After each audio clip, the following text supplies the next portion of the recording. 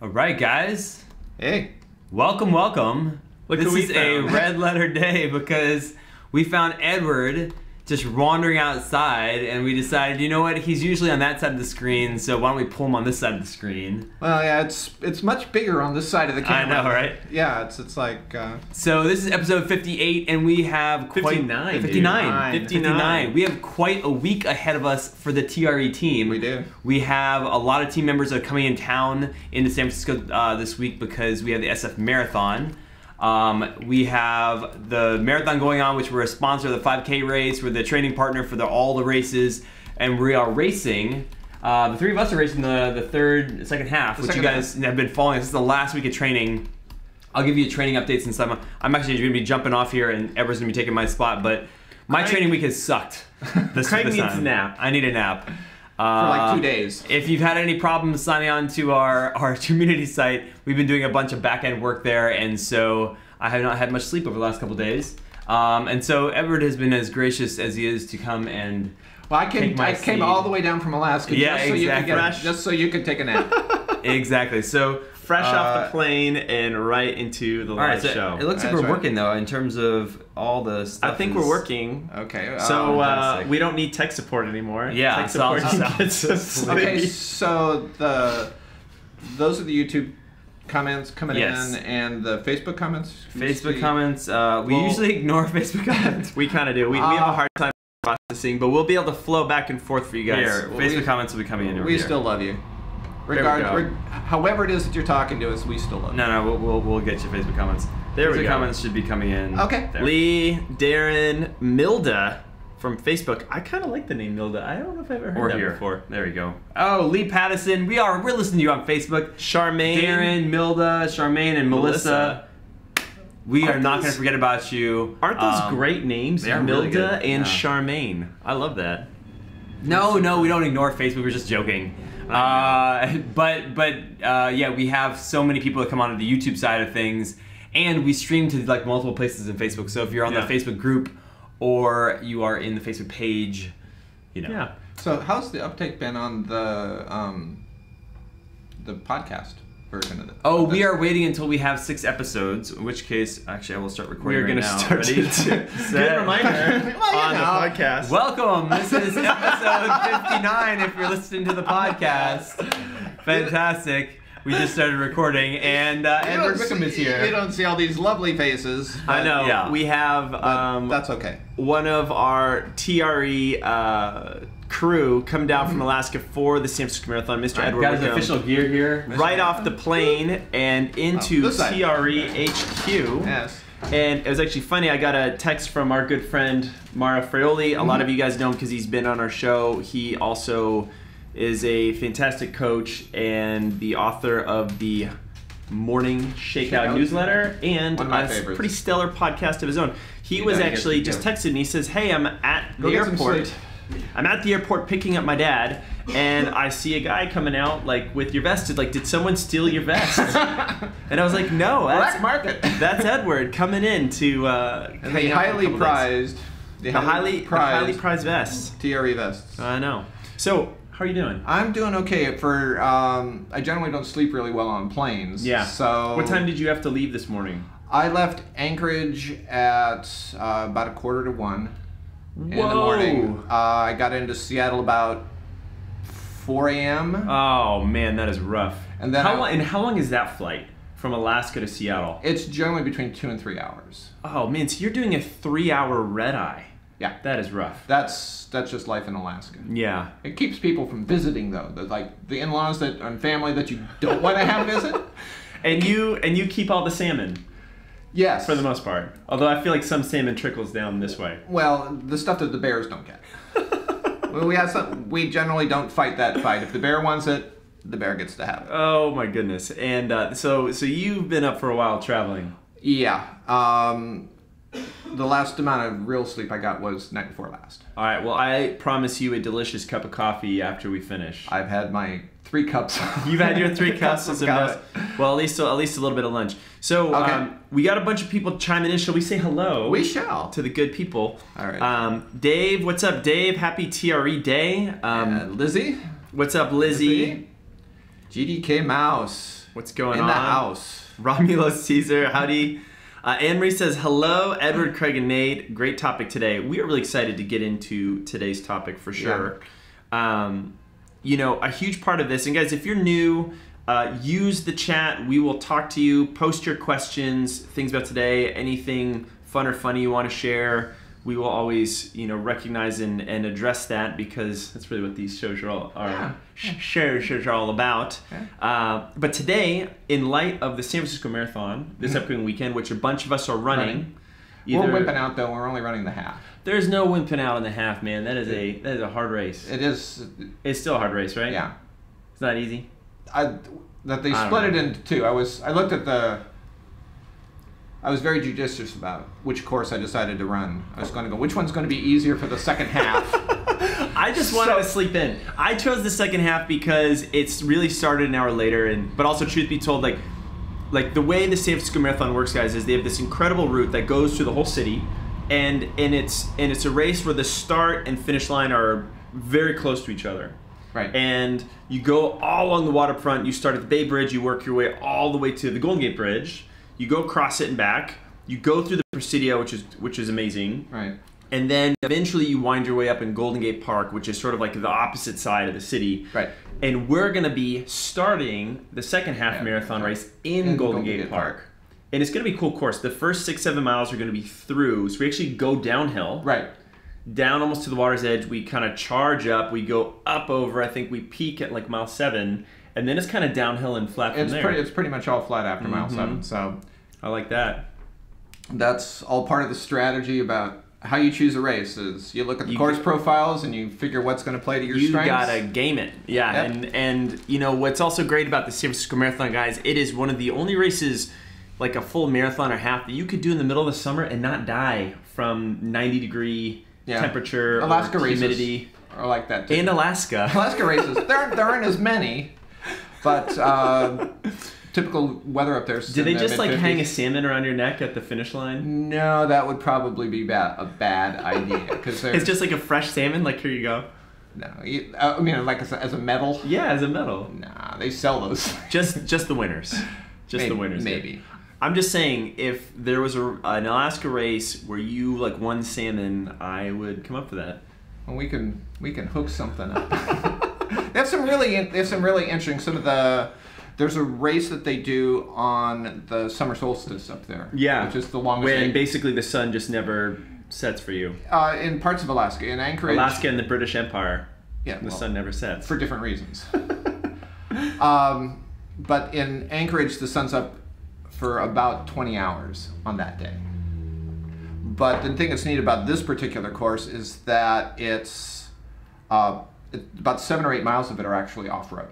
Oh, that's fun. And some of it's actually even single track. Oh, we get a little trail action in there. So yeah, it's called the Mayor's Midnight Sun Marathon.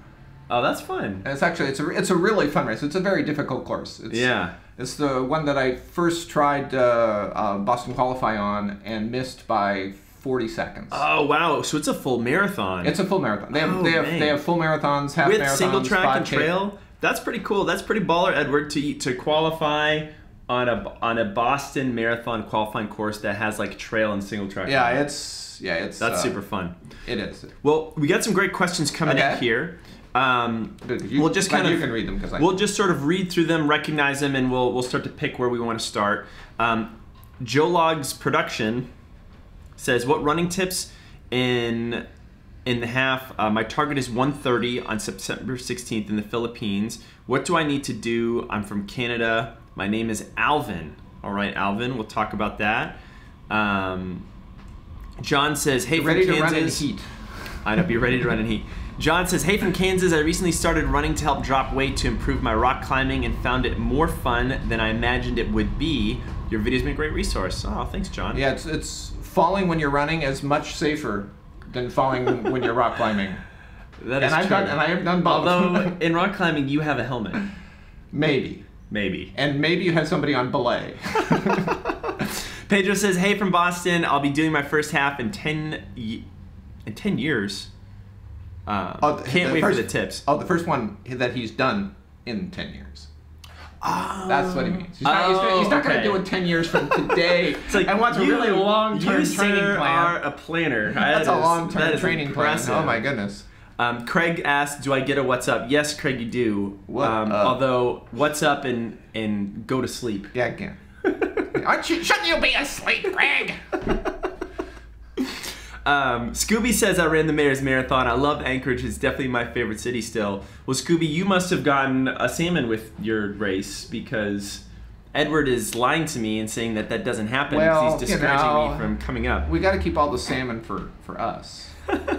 Actually, they sell all the local salmon. So. Oh my goodness. So let's dig into these things. You know, when I was thinking about, you know, marathon and half marathon race day tips, you know, the first thing I wanted to think about was addressing the week prior to the race. Okay. You know, there's a lot there. We say that a lot of the hay's in the barn, so there's not necessarily anything I'm going to do that's going to create any type of crazy training stimulus that's going to make me better. You're not going to have time to actually have the adaptation happen. No. So like running, you know, 18 miles on a Monday or 10 miles on a Monday, you know, the week before the race. That's generally not a good idea. Generally not a good idea unless you are Dean Karnassus and, you know, maybe that's your shakeout run. Yeah. That's what you do for fun.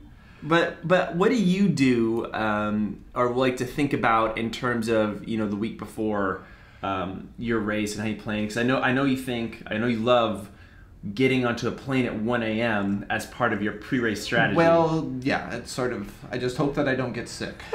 That's always the hardest part. Totally. Because I'm always having, for the most part, I have to travel. Yes. But that's also been the fun part of it, too, that I've gotten to travel. I've been all over the country doing marathons and half marathons. So there's actually a lot of fun in that. So let's go through a few things. Like, how about, like, sleep? Is there anything that you try to think about, you know, the week before? Do you try to keep it consistent? Do you try to get a little bit more? Are you a little nervous and sometimes like don't sleep as well, but don't stress it? Sleep is certainly one of those things where if you're going to get any more adaptation, you know, like your body's going to finish rebuilding and finish getting strong from all the beating up that you did over the, you know, the prior 15 or 6 weeks. It happens when you're asleep. Yeah. So if you're not sleeping, your body is not going to be fully recovered, and you don't want to go into the week being really sleep deprived, because you want to be as fresh as you can come race day. So you need to start eliminating all the fatigue and the stresses that you've built up over the lasting. Yeah. So you want to keep the typical. Now, question in Alaska, like, do you sleep with the giant salmon on like the right side as a pillow or on the left side? And what have you found is a little bit better, like for absorbing the omega-3s, people, because that's really what we're going for. Well, you know, you have to and you have to hang it high enough so that the bears don't get to it when they come through. That is getting pretty tricky logistically. Yeah, it is. The things you guys do up there to perform. Yeah, it's actually the hardest thing in Alaska in the summertime is dealing with the sunlight, because it is light all the time. That is very true, right? So figuring out how to block out those shades. You know, I deal with that right now because my wife and I go to bed before most of the 8-year-olds in the neighborhood are done playing. Right. Because we wake up at, you know, the early hour of 4:15 in the morning. So I'm brushing my teeth around 7:45 or 8 trying to survive. Time. I'm sorry. It is early. Well, okay, so there are people out there who do it. All respect to you, like nurses, like anyone who works finance on the West Coast, they're on East Coast hours, so they're up early. But it's a weird thing, like you have to just push everything early. And if I don't, I am... Yeah.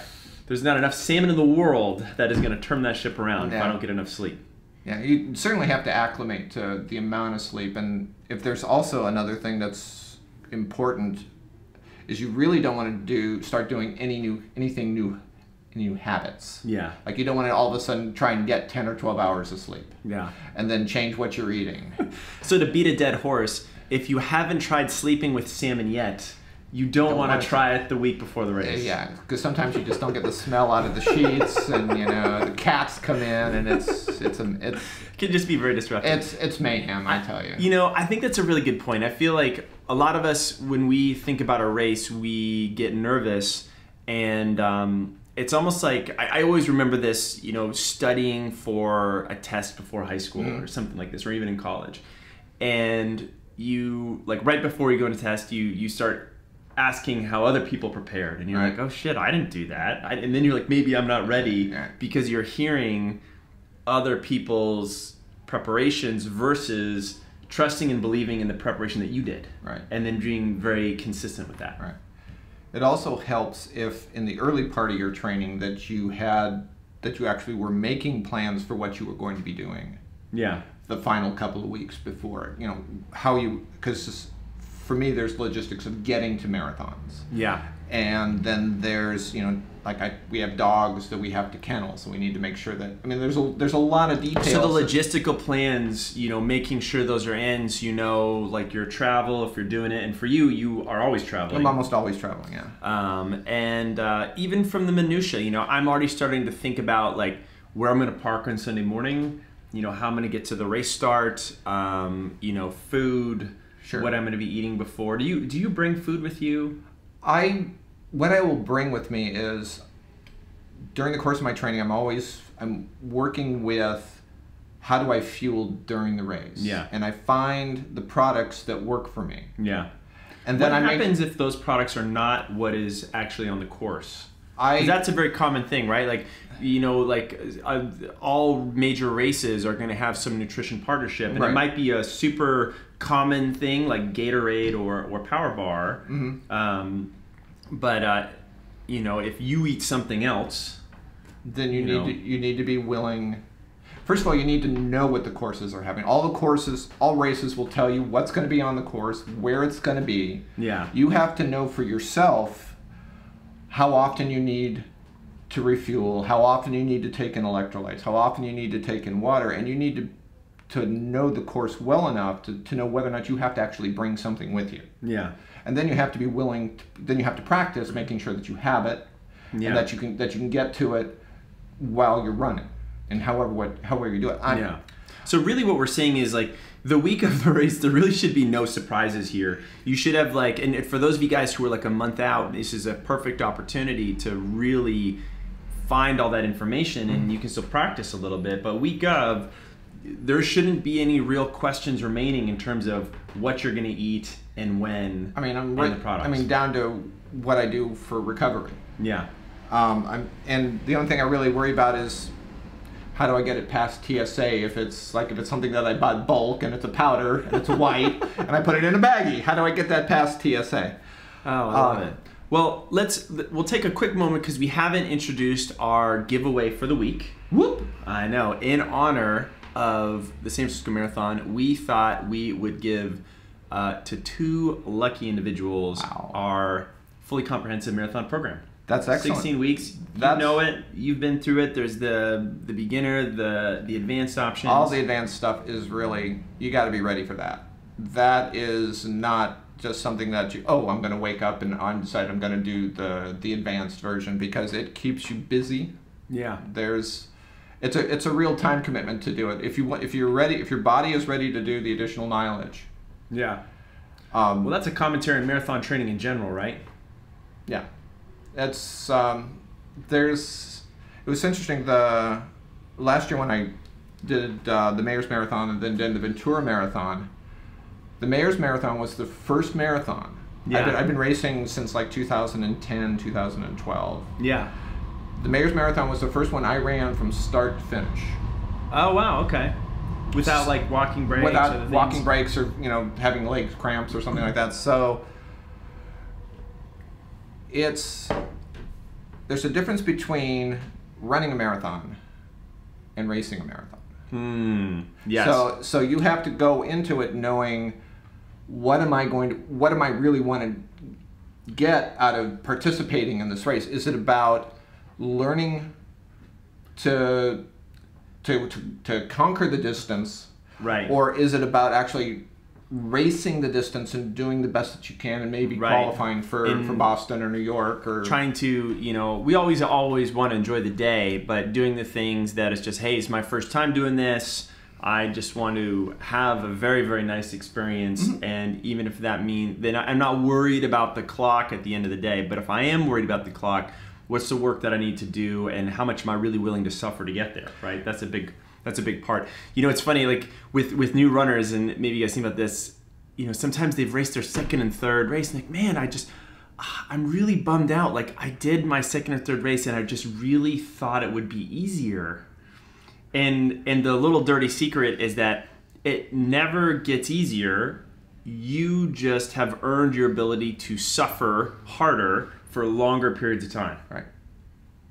Because it's not, I wouldn't say suffering is, I mean, it's uncomfortable. Yeah. But suffering has got a real negative connotation to it. I know. There's some that, I mean, I look at now as the challenge. Oh, so you're disagreeing with me on the suffering part.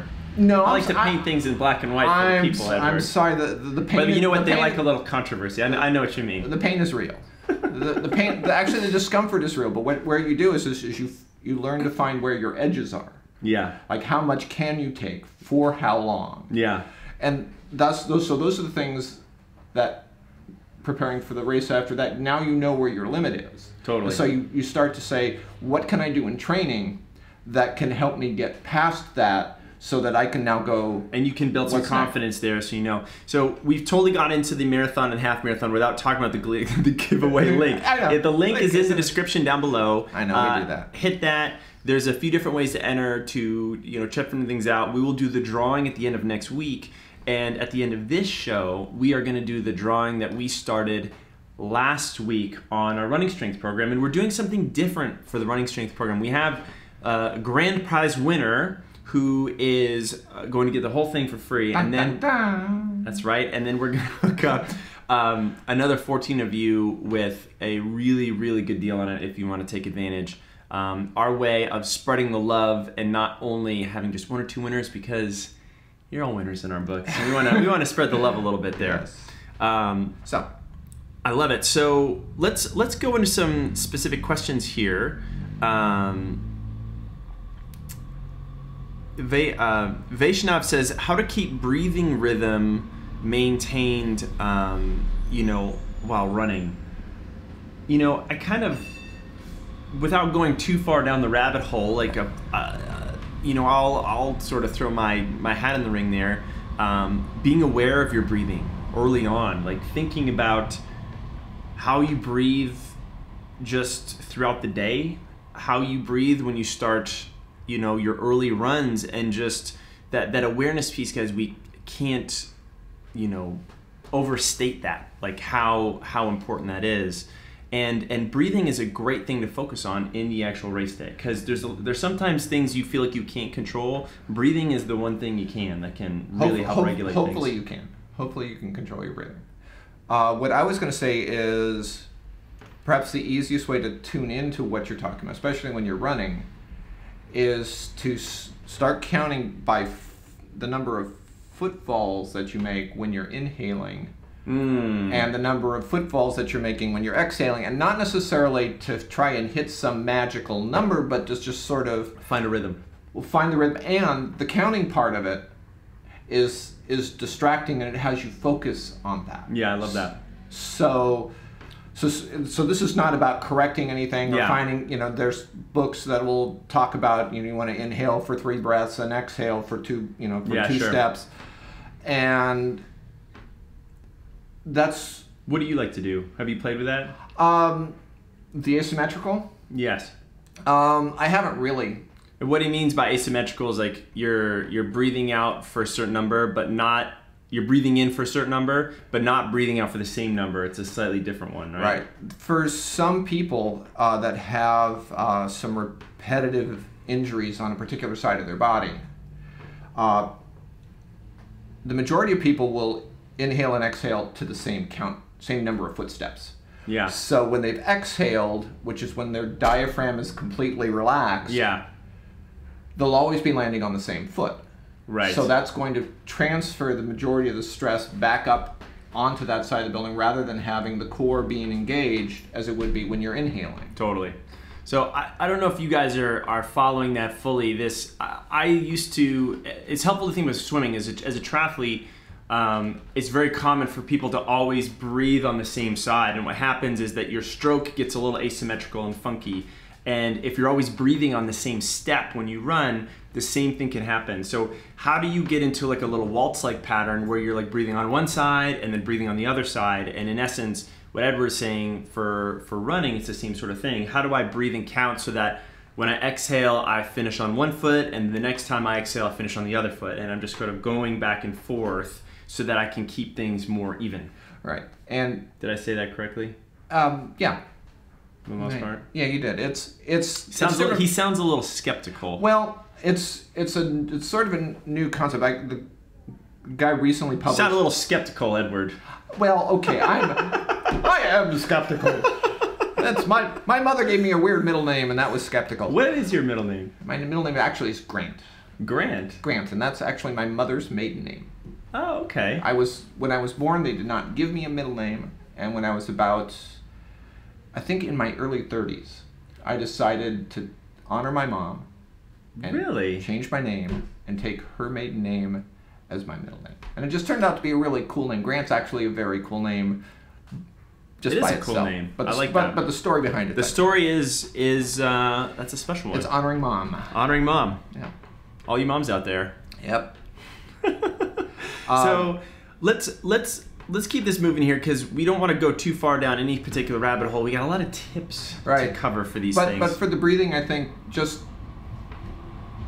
being aware of how you're breathing. Like, are you breathing into your chest or are you breathing into your belly? Mm-hmm. Nose breathing can be difficult to do, so it's not something that you can do for an extended period of time. And to become really aware of your breathing is you want to be able to do it for long periods of time. So one of our favorite little tricks to give on the internet for runners to really test their ability to breathe well is to run a mile only breathing in and out through their nose and closing their mouth completely.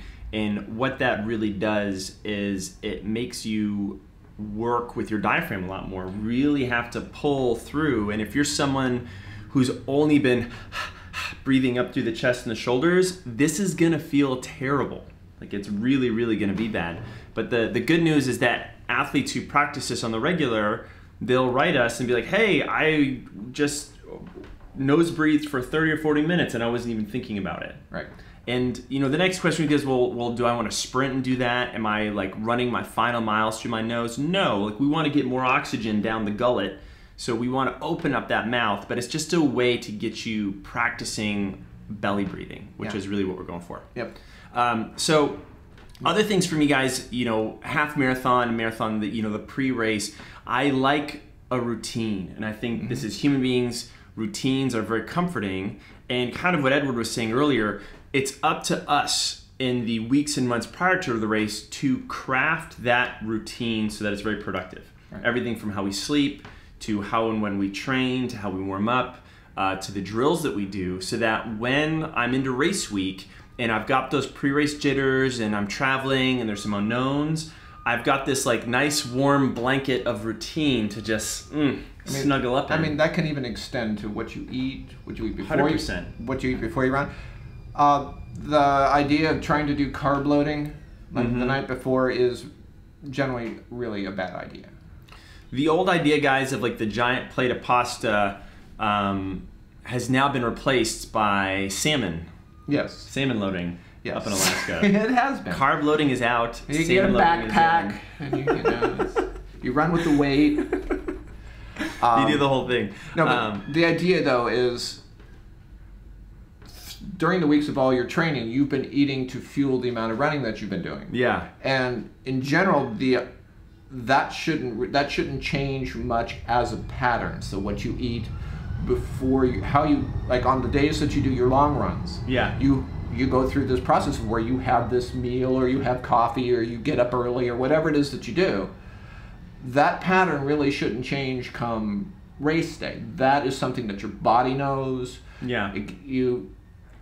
When you've been experimenting with what works for you in terms of fueling, it's based on what you've eaten in the morning before. Exactly. So everything that you practice is sort of predicated on all the patterns that you've had before. It is, right. Which includes what you've been eating every day. So we have that, and when we go into our race week, we're not necessarily changing what we do, but we're probably changing the amount and the degree. So for me, I train less. I'm not worried about getting that extra workout in. I'm believing in the training that I've done. Right. You know, I will follow, like in our programs, like we tape our workouts down from a mileage or volume standpoint, so they're a little bit lower. Right. But I also like to stay sharp. Sure. And I like to stay sharp with some race pace pickups or some pickups above race pace, and they can vary from 1 minute or 2 minutes further away from the event to 15, 30-second pickups. Plenty of rest in between. I'm not trying to get some hard physiological stimulus. I'm just trying to rev the engine and keep the body remembering, like, hey, this is what this feels like. Right. So I like to do those things. This morning for strength training, just to give you guys a little update there, I did 6 rounds of 2 deadlifts I was about 225, which is medium to heavy for me. So not the heaviest thing, but just touching that. 2 high box jumps, and then I was it on top of those big giant stack of weights? Not all the way, but like kind of up there. So, and then, not really good enough for you to show off on camera. And exactly. I can't show off all the things. You gotta keep some things for yourself, Edward. You know, and then I worked on like some 15-second little like sprints on the treadmill, and then I'd rest for like 2 minutes. Sure. And not a lot of volume. It was well within the capacity of normal things I do. And it's something that I found that works for me over the years. And I like to bring that up because sometimes with runners, they're like, I don't want to touch a weight or do anything because I'm going to be, it's going to mess me up for the race.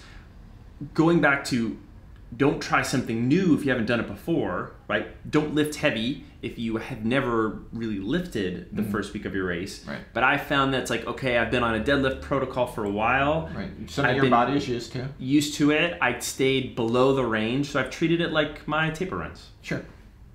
Did you do any strength stuff this week, or just some light things, some movement? I did. I've only really started on doing weight training.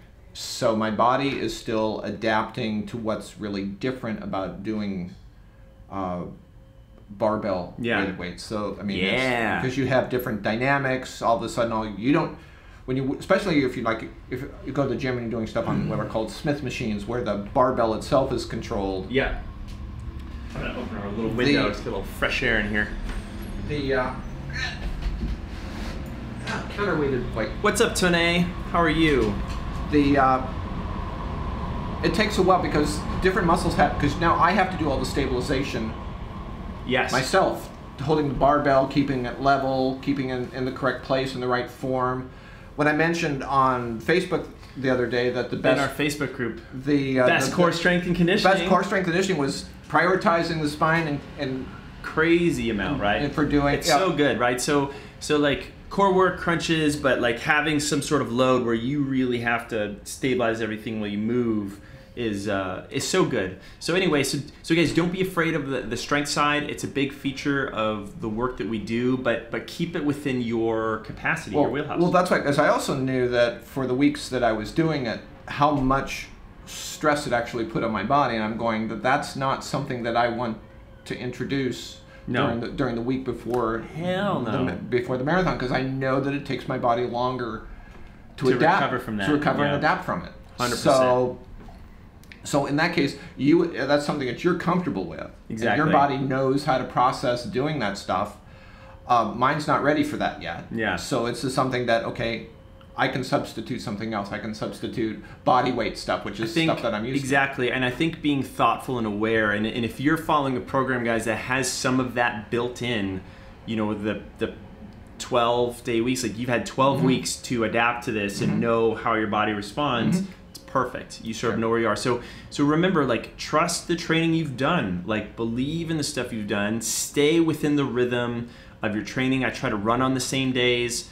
I just, do less and just don't let those little panic attack happen. It's like, I got to get one extra run in because it's really not going to help.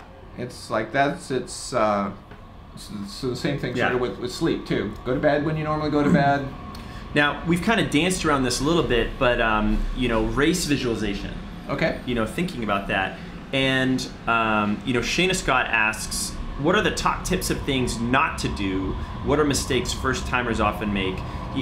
We've touched a bunch of these things, trying new things, changing your training, doing too much, not planning ahead logistically, not knowing what the nutrition is on course. Right. Or where it is. Where it is, not practicing it if you don't have a plan to bring your own stuff. So we've kind of hit a lot of the mistakes are the negatives to what we just talked about, and those are all very common.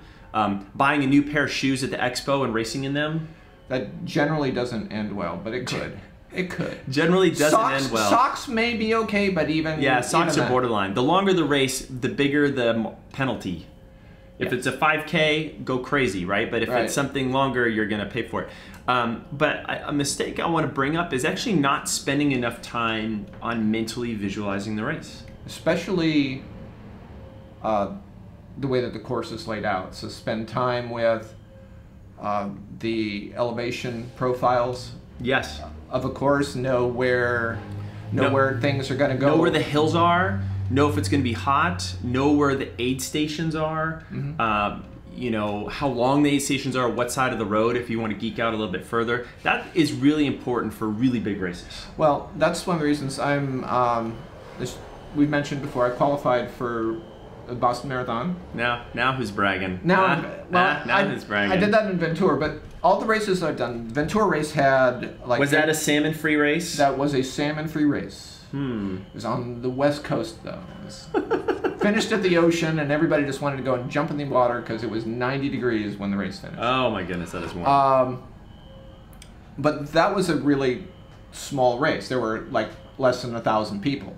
The races in Alaska have been in less than 1,000 people. I'm going to get to Boston, and there are going to be 25 or 30,000 people, and that's really different to run in. Yeah. So when you have that bigger crowd. So you need to know this. We're talking about knowing where the aid stations are at and what side of the road they're on. You have to know. That's another skill. Is how do you maneuver the crowds? I think another really important thing to think about, Shayna, there's also like, especially for first timers out there, like if you've done a few races, you have the experience of dealing with less than ideal circumstances or mistakes or something just bad or shitty that happens. And you're like, oh, my stomach cramped or something, or I forgot, or I got lost, or I showed up late, or my shoe untied, whatever, however big or small. In the beginning, it's really important. Don't mind us, guys. We got just the beautiful fire trucks going by the house. If you're on the podcast, I am waving to the fire truck as it goes by. I think that planning for something to go wrong, a marathon, even a half, it's too long for nothing bad to happen. Yeah, like and someone's going to elbow you, you might trip, you might get a stomach cramp, you might go out too fast, whatever. Your GPS watch won't work. Like, run through this list in your head and be like, how am I going to potentially deal with these circumstances so that when they do show up, you're not necessarily on the back foot. You're like, oh yeah, I got my one bad thing happen to me today. I'm ready for it. Yeah, and you'll find as you do more and more races that when you think that you have prepared for everything, then something else shows up. Totally. I had an old Garmin 305, the ones where it's this big monster GPS watch, and I was running the Marine Corps Marathon. And this was a really big race, so there's 25,000 people, and it's shoulder to shoulder for 20 miles. But the watch fit in this little bracket on there because I was doing triathlon at the time, and I had to transfer it from the... I remember that. And so I'm running along, I'm mile 6 or... Was it the 310 XT? No, it was the 305. You had the early one, 305? The 305. But anyway, so I'm running along, and I'm doing something, I'm fiddling with my watch, and all of a sudden it unclips out of the watch band, comes flying off my arm and falls behind me. Oh no, what do you do? I stopped and I turned around and it looked like I was swimming upstream. There were so many people, and I had to go and chase down. It's being kicked everywhere. Yeah, so I mean, all you can do is turn around and go get it. So, I mean, that's one of those things where you just, it's something that can go wrong that you can't really anticipate. So, just accept that something is going to go wrong that you never would have imagined could go wrong. And then the next time, you plan for it and you eliminate the number of things that could go wrong. Exactly. Armin's chiming in, hey guys, running my first San Francisco half this weekend. Whoop. Armin, you got to come hang with us either on Friday or Saturday at the expo. We're super stoked for that. Yeah. You have to tell us which half you're running. We're running the second half, so we would love to meet you. Shayna says, Scooby Runner, new trending hashtag salmon loading. Salmon loading. Starting a thing, guys. You heard it here first. Yeah, that's right. Romulo says earlier about breathing, some might say we shouldn't really try to control our breathing by using any breathing pattern at all. We should just let our bodies do the job. So I have some interesting opinions on this. Or maybe they're interesting. You guys will have to tell me. I have some opinions on this. You have opinions about this. I have some really profound opinions on this, Everybody guys. has opinions, you know. You know that old saying. Oh, I know. They're like, you know, a-holes. Oh, I wasn't going to go there, but you went, you went there. Okay. I'm very uninhibited on these shows today. But anyway.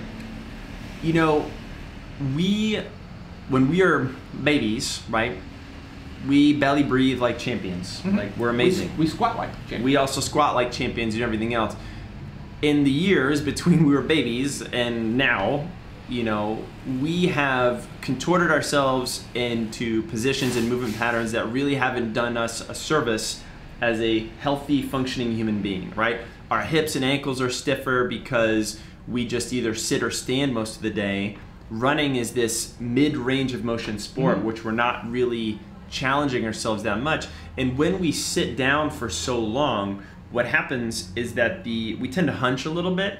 And when I hunch over, and if you guys are listening on the podcast, I'm just kind of bending over a little bit here. My rib cage You're glad collapses. you don't see it. You're glad you don't see it. Your rib cage collapses down a little bit, and it more or less shuts down and inhibits your diaphragm. So it doesn't work as well as it would if we weren't in those positions. So when we talk about these breathing patterns and these exercises, it's not introducing something new and foreign. It's getting us back to what we used to have. Right. Right? If we're learning how to squat, right, it's a skill set that we used to have. We're just trying to get it back. Right. I mean, it's our body has adapted to all the stuff that we've done. Do you agree with that? Yeah. No. No, like, well, I'm not sure. this whole getting you can never really get back to where you were. You can. Have you seen Back to the Future? Yes. Okay. That's not as a movie. That was fiction. It was not a documentary. I'm just saying, guys. It's not. I'm thinking bright and optimistic about our future technology. Yes, that's right. And he's got a DeLorean parked across the street over there, and he's ready to hit 88. Exactly. But we can emulate those things or try to bring back those habits that we had, like having our chest open, our shoulders back when we're running, to kind of open up the whole diaphragm when we're breathing. Yeah. I would agree with the guy to the point that we don't want to necessarily try to artificially introduce something that is unnatural. Yeah. Like, you don't want to try and breathe to like a 16-12 pattern. Like, you don't want to hyperventilate or do anything crazy. So there is this balance of introducing things so they might feel a little weird. And initially, if it feels a little weird, it's just because it might be a new pattern your body's not used to. Right. But the goal is that pattern becomes the new normal, and it's a natural pattern, and that your body's used to that. Right. That's really the goal there. You can make the same argument about cadence, that everybody 100%. Everybody has their own natural cadence, and people should just be able to run however it is that they run. Totally. Right? But that's a trainable skill.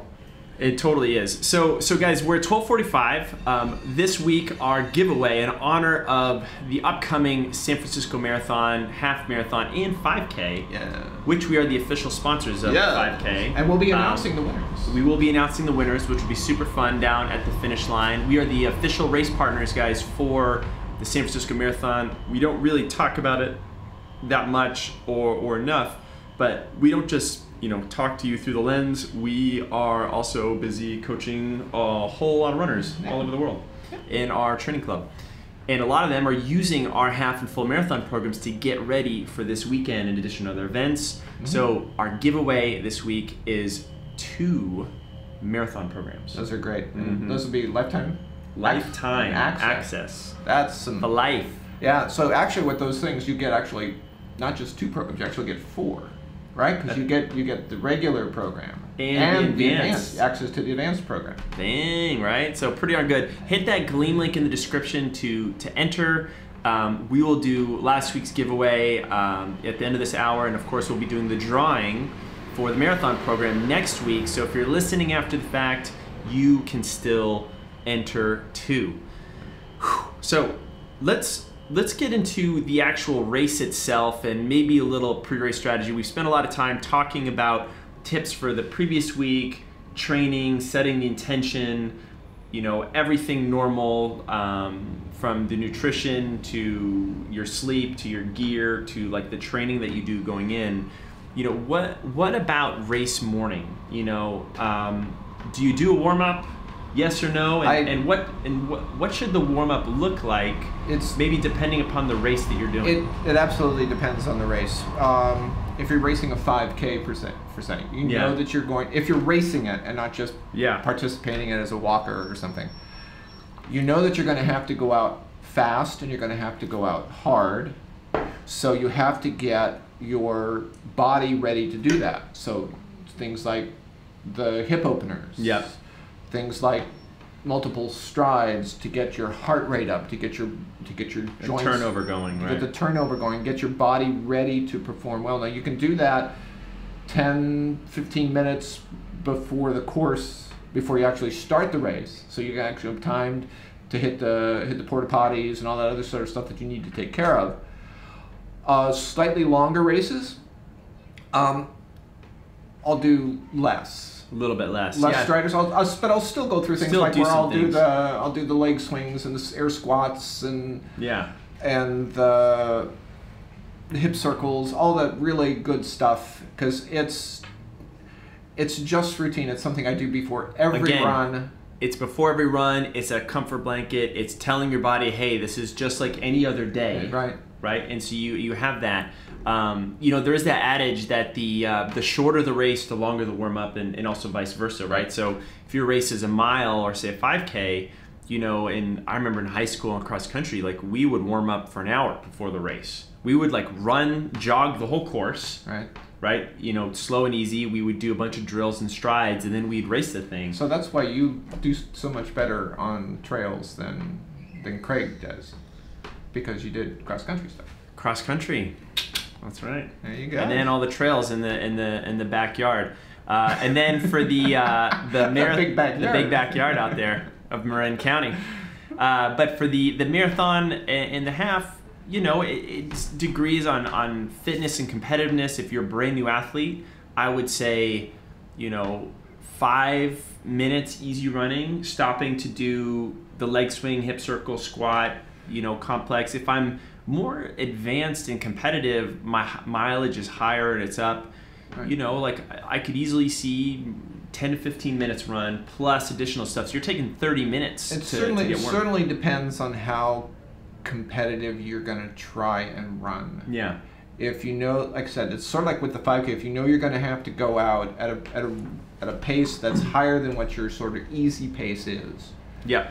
Then you need to go and you need to start. You need to get your engines revved for that. So you're going to need to do warm up a little bit longer.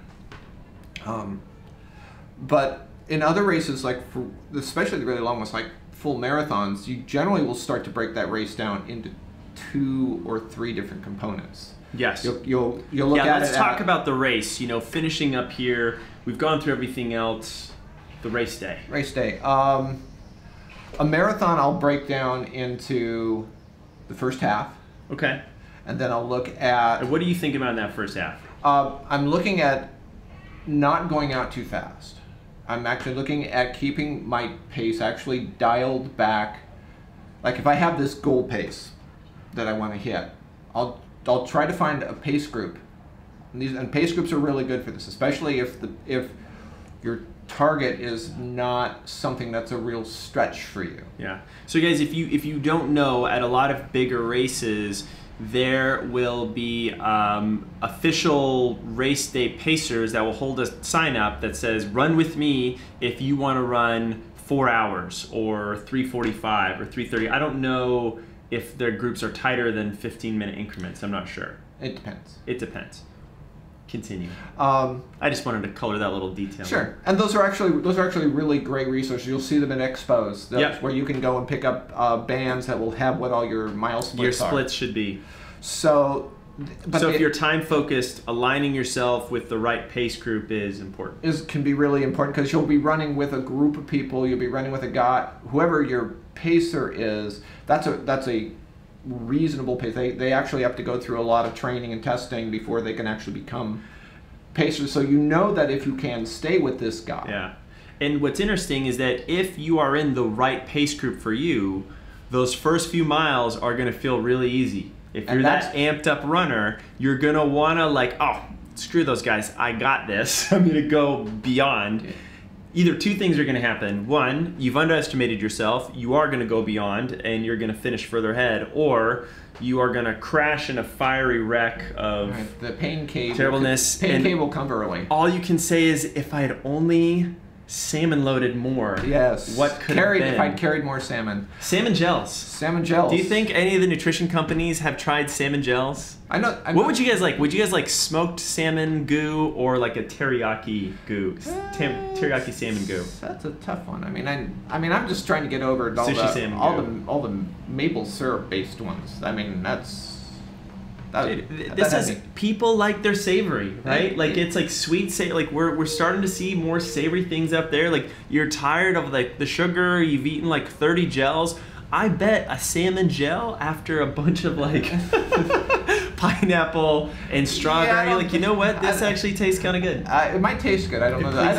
I don't know that the nutritional profile will actually work out very well because it's really high protein, high fat stuff. So that's probably not great for. We'll save that for the ultra guys out there. For the ultra guys, right? Where were we at with that? We were talking about the first half of the race, and I have, interrupted you multiple times. Well, that's completely consistent with your behavior patterns. It's the challenge, right? It's like you guys. This spot has to deal with that spot. If you guys think you are really good at focusing, come stand next to me. I will pull you off the tracks really quickly. Every single time. But the best part about that is that you can keep from going out too fast. Which exactly. Is when we talked about all the major mistakes that a lot of first timers will go is this is their first time racing, so they don't really know what going out too fast feels like. Guys, like the watchword here for this first half, or really for me, kind of the first quarter to third of the race, is patience. Right. For a half marathon or marathon, especially, you're fit, whatever level, you should be pulling yourself back from going faster. You should feel like, oh my God, I want to go, but I'm gonna not be at my limit, and I'm gonna be patient. Especially if it's your first one. You probably haven't done a run that's probably longer than 20 or 22 miles. You're realizing too that there's a lot of adrenaline coursing through, and so you actually don't even, your body is so amped that you actually don't have a good sense of like how the effort is, because you're so amped. So letting that like adrenaline to sort of empty out that first quarter, third of the race, now you're like, okay, now I know where I'm at. Then you can get your rhythm, and then you can decide after you're through the first half, you can get it, sort of take stock. How do I feel? Yeah. My energy stores through well. Do I feel like I'm hydrated properly? To decide whether or not you want to push the race for the next, I would say, maybe 10K. Yeah. So then you can look at maybe picking up the pace for the next 10K. Yeah. So the middle miles here from you guys, dude, we're right on here. Is the watchword for me is focus. Right. The beginning, patience. This middle section is focus. Okay, the effort might be a little bit harder. I need to pay attention to my rhythm, my breathing, my cadence, all the things I can control. And if you're paying attention to those miles, but it's trying to stay very even and consistent, terrain notwithstanding. Right. If you're listening to the podcast, I just brought my hand up and down multiple times, to signify his hills. hand out the window when he's going down the I freeway. like to do that. That's pretty good. That is fun. Trying to make this podcast a visual, auditory experience. The thing to know too is that, especially if you're really new to this, is that you're coming up on what people call the wall at 20 miles, and that's the point where your body physically runs. Your muscles start to get physically depleted. Yeah. Of glycogen, and your body just slows down. And if you've never been through that, this is the time to start paying attention for that. So that's why you want to, early on, you want to make sure that you're hitting your hydration, that you're hitting your fueling on schedule. Yeah. And that you've practiced all that stuff. Yeah. So by the time you get to 20, you either know that you're going to be okay for the next 2 or 3 miles. Yeah. Because by the time you get to mile 23, if you're still more than ambulatory, you're going to probably finish this race. But that the whole mile 19 to mile 23 is a really critical mental thing too, because everybody says the wall is at mile 20, and that's more a function of time than mileage. That is fair. For the half marathon, I would say that there's still a wall that occurs. It's going to be more on the mental and acute physiological side, just from suffering. Like you're pushing your limits. Right.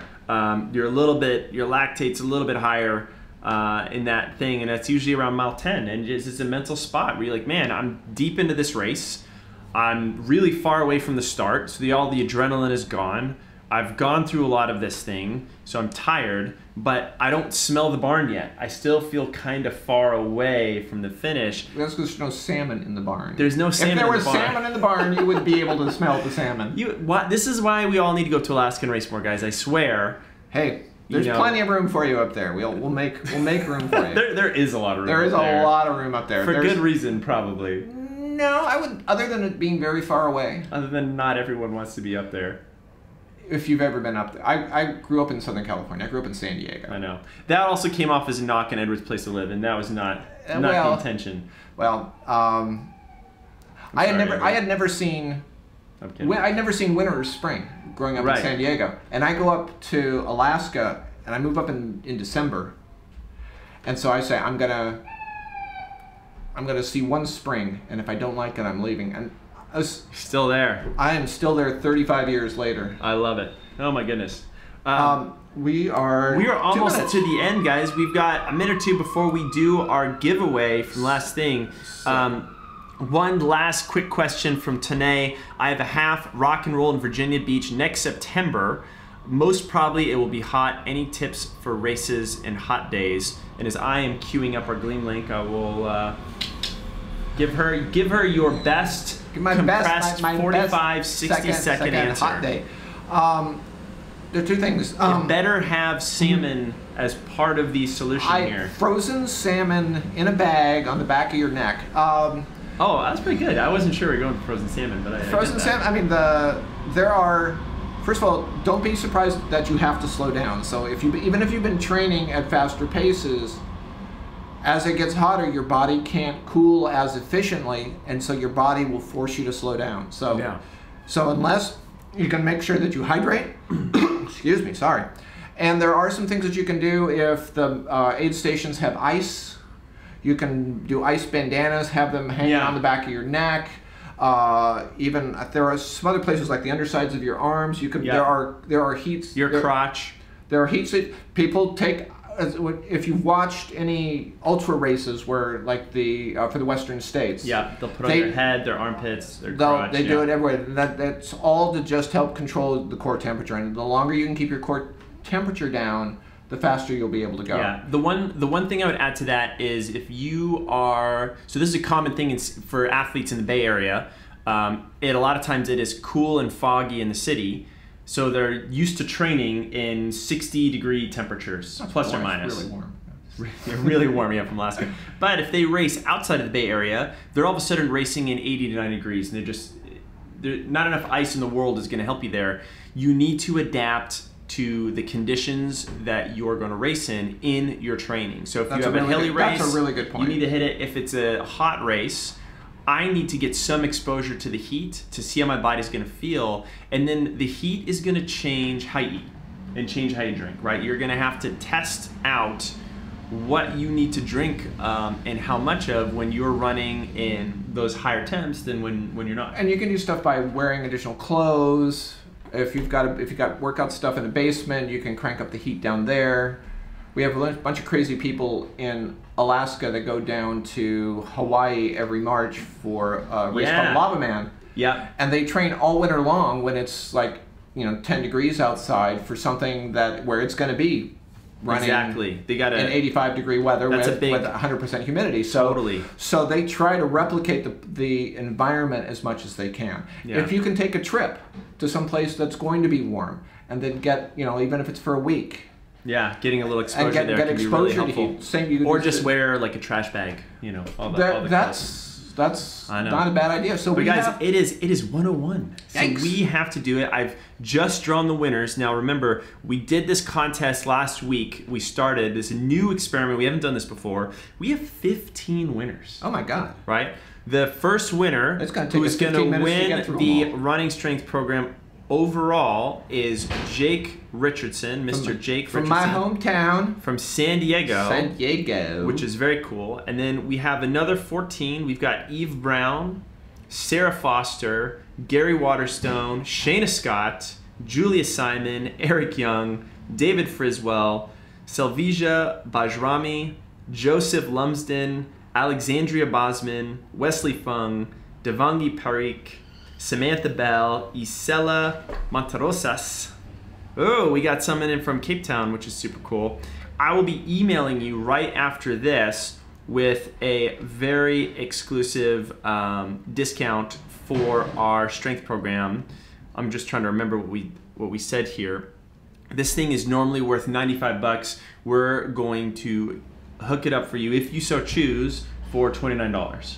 Right, and not only do you get that program, but you get all the lovely support from us, help and everything. And it's lifetime access. Lifetime access for this great program. So all those winners, super excited, guys. It is 1:03, which means we need to sign off. Yes. Am I gonna have to try and figure this out, or is? I think I know how to shut it down, but I will find out. So my maiden voyage. Edward, Captain a pleasure. Captain we will be around at the expo the next few days. Let's go get some food, huh? Yeah, food is good. See you guys. We will see you next week. Is good. Stop streaming. Bye, everybody. Oh, wait, hold on. I need to do the outro. Outro? Let me see if I can do the outro one. So we're going to pull this in and transition. There we go. There we go. And then we'll bring our... That's some new stuff, too. On the